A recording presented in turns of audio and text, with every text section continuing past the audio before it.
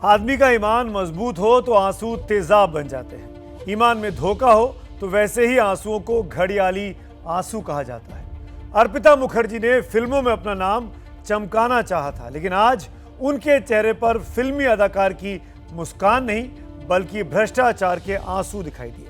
ये आंसू अर्पिता मुखर्जी की जिंदगी में चढ़ाव के बाद आए उतार की कहानी बयान करते हैं। अर्पिता के पिता सरकारी कर्मचारी थे, मिडिल क्लास आदमी। उनकी मौत के बाद अर्पिता की शादी हुई और पिता वाली नौकरी की पेशकश भी, लेकिन अर्पिता ने नौकरी और पति दोनों को छोड़ दिया। वो मॉडलिंग करने के लिए कोलकाता आ गई। अर्पिता की महत्वाकांक्षा ने उसे बांग्ला और उड़िया फिल्मों की हीरोइन बनवा दिया, लेकिन वो जलवा जल्द ही ढल गया। हाँ, ये जरूर हुआ कि अर्पिता ममता सरकार में ताकतवर मंत्री पार्थो चटर्जी के इस दौरान करीब आ गई। पार्थो चटर्जी कोलकाता की सबसे बड़ी दुर्गा पूजा समिति नक्तल उद्यन संघ के प्रमुख संरक्षक थे और अर्पिता मुखर्जी उसका सबसे बड़ा चेहरा। लेकिन पार्थो और अर्पिता का ये करप्शन वाला कनेक्शन करीब 10 साल पुराना है। सिंगापुर के एक दौरे पर पार्थो के साथ अर्पिता भी गई थी। वो एक सरकारी यात्रा थी जिसके बारे में कहा जाता है कि ममता इस दौरे को लेकर नाराज भी हुई थी।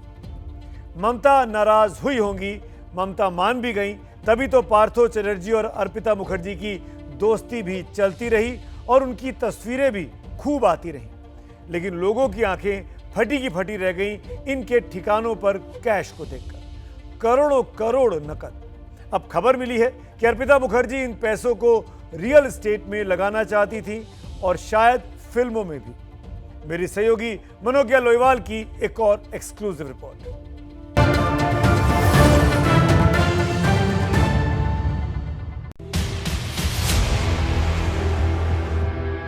23 जुलाई को 21 करोड़ 90 लाख रुपए जब्त।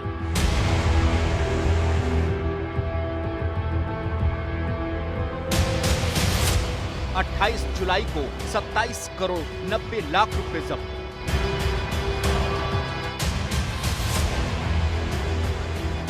एक हफ्ते में 5 करोड़ से ज्यादा का सोना भी जब्त हुआ। काली कमाई के मामले में पार्थ चटर्जी और अर्पिता मुखर्जी ने सबको पछाड़ दिया है।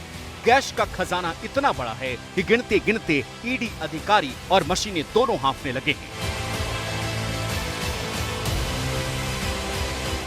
लेकिन ये कैश और ये सोना तो भ्रष्टाचार के समंदर में से एक बाल्टी पानी भर है।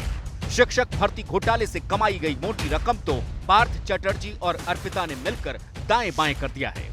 तो अब सवाल उठता है कि आखिर भ्रष्टाचार की बची हुई मोटी रकम गई कहां? क्या पार्थ चटर्जी की काली कमाई विदेशों में है?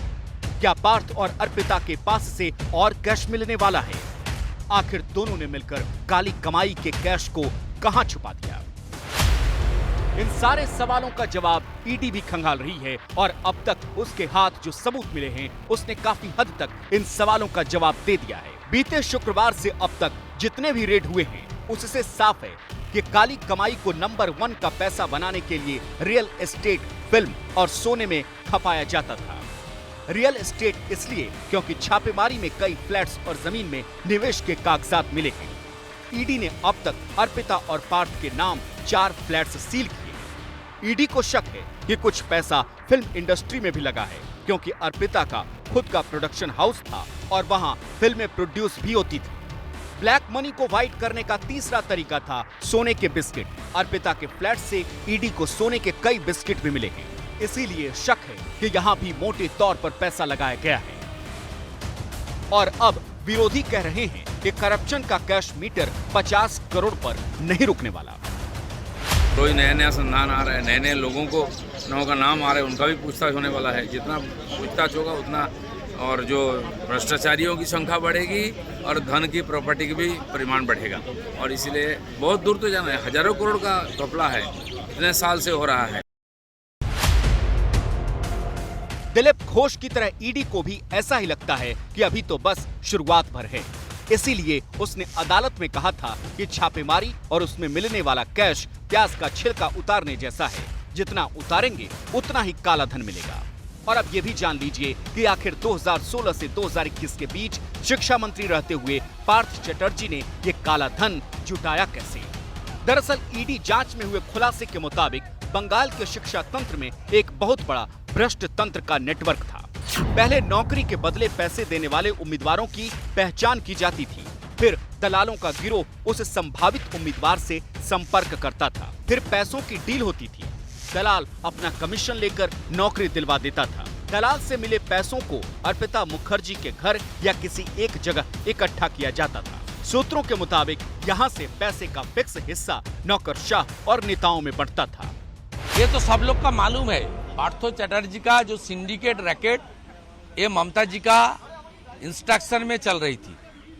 स्वाभाविक रूप में ये इतना रुपया 75,000 रिक्रूटमेंट का 100 करोड़ ऑफ रुपया, ये रुपया पार्थो चटर्जी ममता जी का डायरेक्शन में कलेक्शन किया। पार्थ और अर्पिता की जड़ें जितनी खोदी जा रही हैं, काली कमाई उतनी ही निकल रही है। और मानकर चलिए कि अब तक आपने जितना भी देखा है उससे कई गुना ज्यादा कुछ दिनों में देखने को मिल सकता है।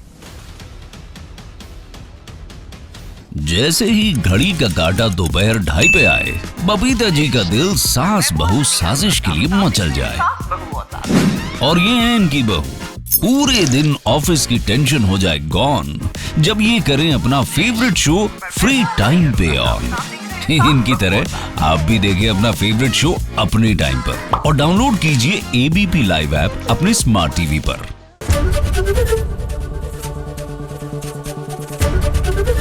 एबीपी न्यूज आपको रखे आगे।